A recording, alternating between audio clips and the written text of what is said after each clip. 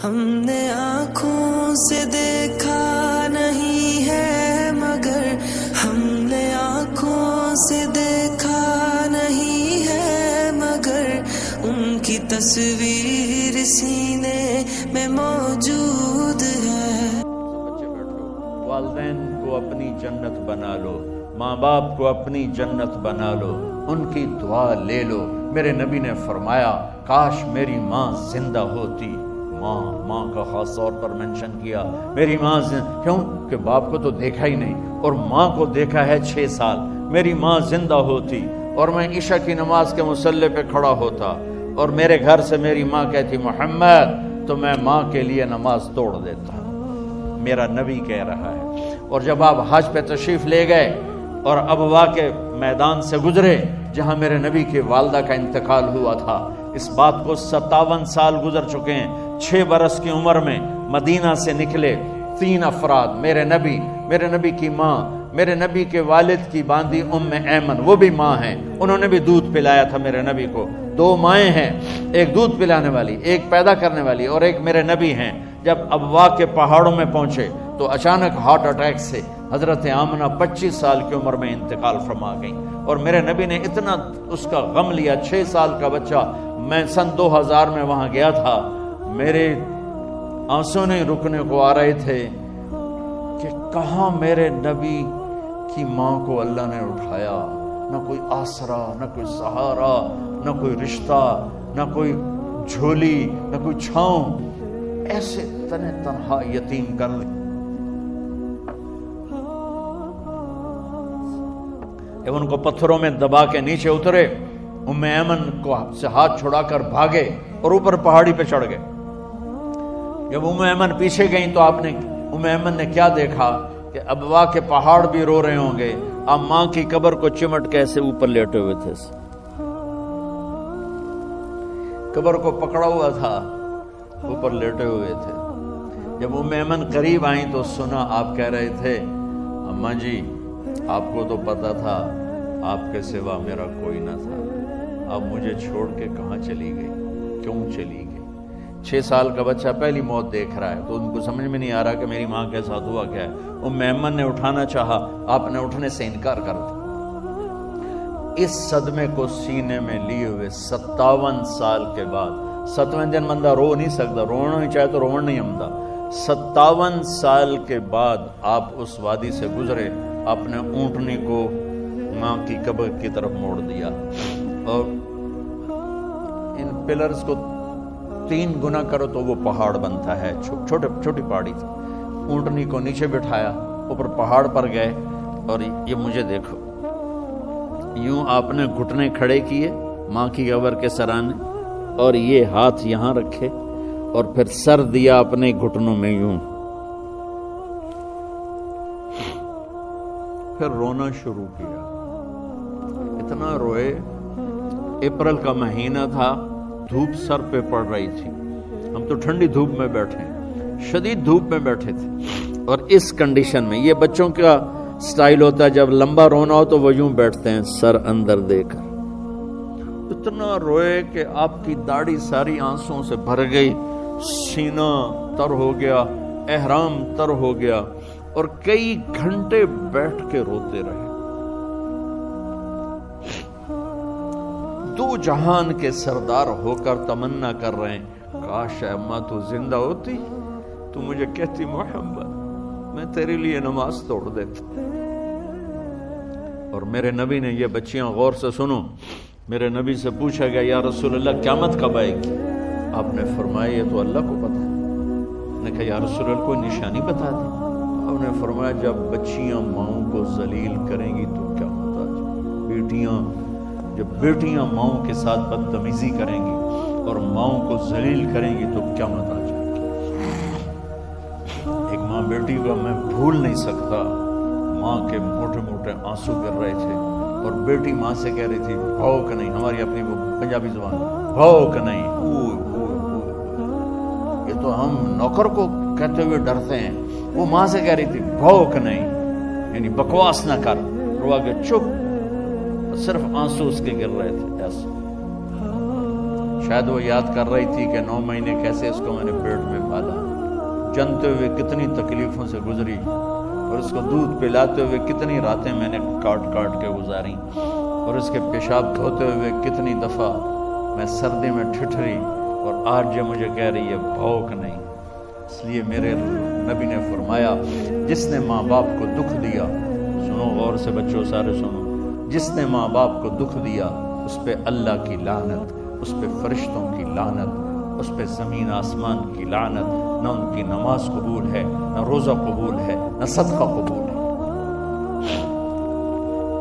میرے نبی کی زندگی کا دوسرا روپ حقوق العباد، نماز حقوق اللہ میں آ جاتی ہے، میں حقوق العباد کی تھوڑی سی وضاحت کر رہا ہوں۔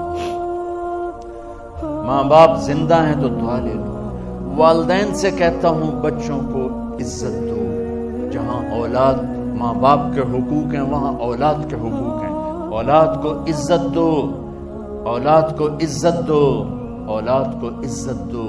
بہت سی اولاد کی نافرمانی کا ذریعہ ماں باپ بن رہے ہیں، سختی کر کے، زبردستی کر کے اور ٹھونس کر چیزیں نوکروں کی طرح سلوک کر کے۔ میرے نبی کے گھر میں جب بیٹی فاطمہ ملنے کے لیے آتی تھی تو میرے نبی بیٹھے نہیں رہتے تھے، اب چیئر پہ بیٹھے ہوئے بی بی فاطمہ آ گئی، اب زمین پہ بیٹھے ہوئے بیٹی آ گئی، اب چارپائی پہ لیٹے ہوئے بیٹی آ گئی۔ میرے نبی کیا کرتے تھے؟ کھڑے ہو جاتے تھے، کھڑے ہو جاتے، ایک دم کھڑے ہو جاتے تھے اور پھر کھڑے نہیں رہتے تھے، تیزی سے آگے بڑھتے تھے، بس حضرت فاطمہ کا ہاتھ پکڑ لیتے۔ یہ والدین غور سے سنو، حضرت فاطمہ کا ہاتھ پکڑ لیتے تھے اور ہاتھ پکڑ کے مجھے دیکھو یوں بوسہ لیتے تھے، بیٹی کا بوسہ لیتے تھے، پھر ہاتھ چھوڑتے نہیں تھے، ہاتھ پکڑے پکڑے لاتے لاتے لاتے ان کو چارپائی پر پہلے بٹھاتے تھے پھر خود بیٹھتے تھے۔ یہ باپ اور رسول ہو کر بیٹی کو یہ عزت دیتے تھے۔ پھر وہ جنت کی عورتوں کی سردار بنی، پھر وہ جنت کے سرداروں کی ماں بنی، پھر وہ اللہ کے شیر کی زوجہ بنی۔ تو والدین سے کہتا ہوں کہ اپنے بچوں کو عزت دو، عزت دو، عزت دو، عزت دو۔ پھر آپ سے زندگی کے بڑے فیصلے ہیں شادی، آپ لوگ اکٹھے پڑھتے ہو لڑکے لڑکیاں، اپنی شادی کے فیصلے خود نہ کرو، اپنے ماں باپ کے حوالے کرو۔ اس میں شرافت بھی ہے، اس میں برکت بھی ہے، اس میں رحمت بھی ہے اور اس میں والدین کی دعائیں بھی ہیں۔ کورٹ میرج کو ہوا نہ دو، boyfriend girlfriend culture ہمارا نہیں ہے۔ میرے نبی کے طریقے میں مرد اور عورت کا صرف نکاح سے تعلق ہے، اس کے علاوہ سب جہنم کی آگ ہے۔ اور والدین سے کہتا ہوں کہ اپنے بچوں سے پوچھ کے رشتے کرو، زبردستی مت کرو۔ میرا معاشرہ بہت سنگین قسم کے جرم کا شکار ہے، بچوں پہ مسلط کر دیتے ہیں، ایتھے ہی کرنی ہے، جٹاں چی کرنی ہے، بٹاں چی کرنی ہے، پتہ نہیں آئے کتوں جٹ بٹ۔ چلو تم ناراض نہ ہو، راجپوتاں چی کرنی، میں راجپوت ہوں، میں اپنی قوم کو بھی رگڑ دیتا ہوں، راجپوتاں چی کرنی، اگاں کرنی ہی کوئی نہیں۔ یہ ظلم و ستم اولاد پہ مت کرو، اپنی بچی سے پوچھو، اگر بیٹی ہاں کرے تو پھر قدم اٹھاؤ، اگر بیٹی کہہ دے میں نہیں کرنا چاہتی تو وہ نافرمان نہیں ہے۔ اللہ کے واسطے میری سنو، صرف تم نہیں سن رہے، اس کیمرے سے لاکھوں کروڑوں لوگ سن رہے ہیں۔ اگر بیٹا یوں کہہ دے کہ ابا میں نے یہاں شادی نہیں کرنی، میرا جی نہیں چاہتا ہے، تو وہ بیٹا نافرمان نہیں ہے، فرما بردار ہے، اس نے شریعت کا حق استعمال کیا ہے۔ اب ایسا ظلم مت کرو کہ نہیں اتھے ہی کرنی ہے، اتھے گھروں نکل جا۔ زندگی تم نے تو نہیں گزارنی، زندگی تو بچے نے گزارنی، میں قربان جاؤں۔ ایک حدیث سنو پہلے، پھر اگلی بات سنا تو ما تزوجت وما زوجت الا بوحی من السماء نزل به جبریل۔ لوگو سنو، میں نے جہاں شادی کی، میں نے جہاں بیٹی کی شادی کی، پہلے آسمان سے جبریل فرشتہ اللہ کا حکم لے کر آیا، پھر میں نے قدم اٹھایا۔ سمجھ گئے میری بات سمجھ گئے سارے؟ اب اگلی سنو، حضرت علی فاطمہ کا رشتہ لینے آ گئے اور جبریل ان سے پہلے آ گئے کہ یا رسول اللہ فاطمہ علی کے لیے ہے۔ باپ محمد مصطفیٰ جیسا ہے، رشتہ مانگنے والا علی جیسا ہے اور بیٹی فاطمہ جیسی ہے۔ اور آپ پوچھتے ہیں علی کیسے آئے؟ وہ شرم کی وجہ سے کچھ کہہ نہ سکے، چپ۔ آپ کو تو پتا تھا، آپ نے فرمایا فاطمہ کے رشتے کے لیے آئے ہو؟ کہا جی۔ تو جبریل تنال بیٹھا ہوا ہے کہ یا رسول اللہ اتھے ہی کرنا ہے۔ آپ نے ہاں نہیں کی، آپ نے کہا انشاءاللہ، اور یہ کہہ کر اٹھ گئے۔ انشاءاللہ نبی کا ہاں ہی ہوتا ہے، لیکن جبریل کے آنے کے باوجود اور اللہ کے کہنے کے باوجود میرے نبی کو بھی پتا ہے کہ یہ رشتہ یہاں کاتب تقدیر نے لکھ دیا ہے، لیکن امت کو سبق سکھانے کے لیے آپ گھر تشریف لے گئے۔ بیٹی فاطمہ کہ جی یا رسول اللہ، کہ علی کا رشتہ آیا ہے، میں ہاں کر دوں؟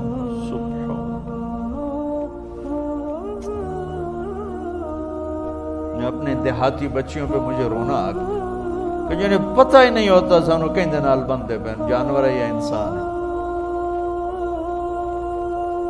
علی جیسا داماد، چلو علی کو چھوڑو، فاطمہ کو چھوڑو، جبریل آیا بیٹھا ہے، جبریل آیا بیٹھا ہے۔ اس کے بعد فاطمہ سے پوچھنے کی کیا بات ہے؟ جبریل آ کر کہہ رہا یا رسول اللہ، اللہ کہہ رہا فاطمہ علی کے لیے ہے اور علی فاطمہ کے لیے ہے، اور پھر آپ کہتے ہیں بیٹی فاطمہ ہاں کر دو۔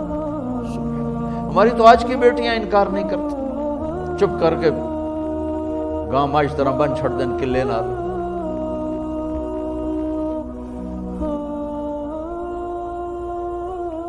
کوئی ان کے اندر کے جذبات کو سننے والا کوئی نہیں ہوتا، اپنی انانیت پر یہ فیصلے کرتے ہیں، اور میرا نبی کہہ رہا بیٹی ہاں کر دو۔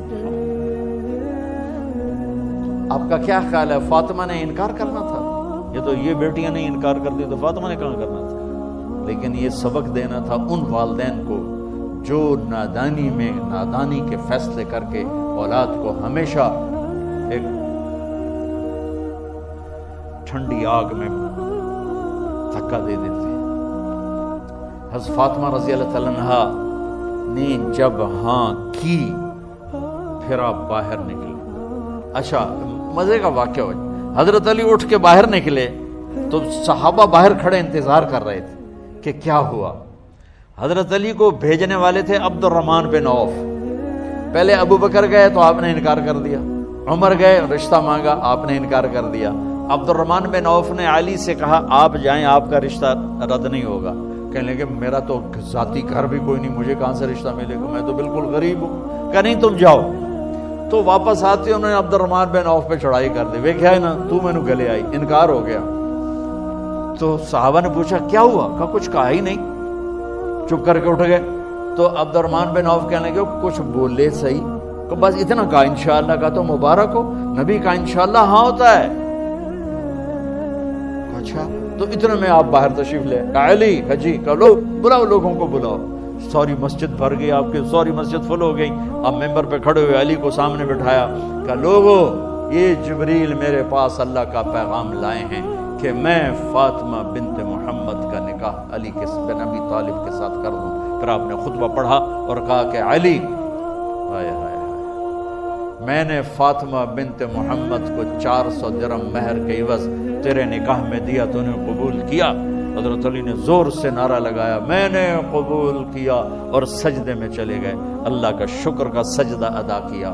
پھر میرے نبی نے وہیں سارے مجمع کو شہد کا شربت پلایا اور تازہ کھجوریں کھلائیں۔ پھر جب رخصتی ہوئی تو آپ نے حضرت علی سے فرمایا کہ اب آ کے لے جاؤ۔ پھر آپ نے حضرت ام سلمہ، حضرت حفصہ اور جناب حضرت عائشہ رضی اللہ تعالیٰ عنہ، ان تینوں کو بلا کر فرمایا تمہیں پتہ ہے نا مجھے فاطمہ سے کتنا پیار ہے، تو تم فاطمہ کو دلہن بناؤ، اس کی تیاری کرواؤ، اسے دلہن بناؤ۔ تو ان تینوں نے حضرت فاطمہ کو دلہن بنایا۔ پھر آپ نے حضرت علی کو پیغام بھجوایا، وہ تشریف لائے، اپنی اونٹنی لے کر آئے، حضرت عقیل ساتھ ہے، سلمان فارسی ساتھ ہے، اور دروازے پر اونٹنی بٹھائی، آپ علی کو اندر لے گئے اور یوں فاطمہ کا ہاتھ پکڑ کے علی کے ہاتھ میں دے کر فرمایا علی تمہیں نبی کی بیٹی مبارک۔ سبحان۔ پھر آپ نے کہا میری بیٹی فاطمہ، مجھے اپنے خاندان میں جو سب سے زیادہ محبوب تھا میں نے تیرا ہاتھ اس کے ہاتھ میں دے دیا ہے۔ والدین سے کہتا ہوں اپنے نبی کی زندگی پڑھو، میرا درد ہے کہ ہماری ثقافت میں اسلام داخل نہیں ہوا، ہمارے عبادت میں اسلام آ گیا۔ بہت سارا مجمع مرد عورتوں کا نمازی ہے، حاجی ہے، عمرے کرتے ہیں، لیکن ثقافت میں نبوت کی جھلک دکھائی دے، ثقافت میں اللہ کا نبی دکھائی دے، وہ نہیں ہے۔ زندگی بیت گئی اس انتظار میں، مدت سے لگ رہی تھی لب بام ٹک ٹکی، تھک تھک کے گر گئی نگہ انتظار آج، پتہ نہیں کب صبح ہوگی۔ چلو کہتے تو جائیں مجھے ہے اگرچہ بت ہیں جماعت کی آستینوں میں، مجھے ہے حکم اذان لا الہ الا اللہ۔ والدین کے ذمہ ہے اولاد کو عزت دینا، ان کے سب سے بڑی خواہش میں ان کا احترام کرنا کہ زندگی انہوں نے گزارنی ہے، اور آپ کے ذمہ ہے والدین کے آگے سر جھکا دینا۔ اللہ کے واسطے کورٹ میرجز اور خفیہ شادیاں یہ نہ ہماری ثقافت ہے، نہ یہ انسانیت ہے۔ ہمیشہ دکھ دردوں میں زندگی گزرتی ہے کہ اصل زندگی تو موت کے بعد آنے والی ہے۔ تو والدین پڑھیں شریعت کو، اولاد بھی پڑھے اپنے نبی کی زندگی کو۔ ایک شخص حضرت عمر کے پاس آیا ایک بیٹے کو لے کر، کہا امیر المومنین یہ میرا بیٹا بڑا نافرمان ہے اور مجھے بہت تنگ کرتا ہے۔ حضرت عمر کے پاس لاٹھی ہوتی تو انہیں یوں اٹھائی، کہنے کا حضور معافی دیا جائے، ایک میری گل سن لو۔ آپ نے فرمایا کیا؟ کہنے لگا ماں پیو دے بڑے حق ہیں، بالکل ٹھیک ہے، پر کوئی ساڈا حق بھی ہے ماں پیو دے؟ آپ نے کہا ہاں۔ آپ نے کہا ہاں۔ کہنے لگے ذرا وہ بتا دیں۔ کہا پہلا حق ہے اچھی ماں تلاش کرے، نیک عورت تلاش کرے۔ دوسرا حق یہ ہے نام اچھا رکھے۔ تیسرا حق یہ ہے اس کو قرآن کی تعلیم دے۔ کہا جی پھر سن لو حضرت جی، میرے پیو کو پوچھو اس حبشی عورت نال شادی کر کے مینوں حبشی ماں دیتی، انہوں کوئی عرب ماں ہی نہیں لتی، میرا پہلا حق اس مارا ہے۔ دوسرا سن لو، اس نے میرا نام جولان رکھا ہے، جولان گندگی کے کیڑے کو کہتے ہیں، اس نے میرا نام جولان رکھا ہے۔ اور تری سن لو، اس آج تے مینوں قرآن دی شکل نہیں دکھائی، حضرت عمر ہوئی سوٹا وہ دے سر تے پھیر دے کہ پہلے تیری مالش کرا پھر ایدی کر سکتے۔ تو آج کے والدین بھی اپنی اولاد کے بارے میں بہت بہت بہت غافل ہیں، اور اولاد کا بھی حال یہی ہے، چونکہ ماں کیا ہے، باپ کیا ہے، اولاد کیا ہے، یہ شریعت، یہ قرآن بتاتا ہے، یہ میرے نبی کی زندگی بتاتا ہے۔